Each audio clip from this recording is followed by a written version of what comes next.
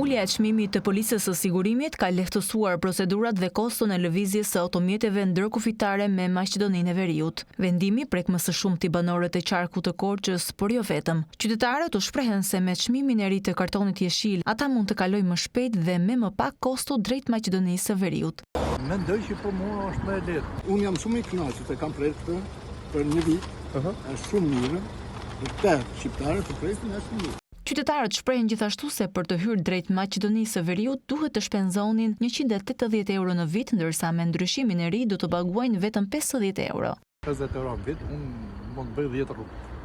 Nga 15 euro që është tu, i thori 150 euro, 100 euro këtu. Po mirë ndikon pas a keni ma ti ulni ma.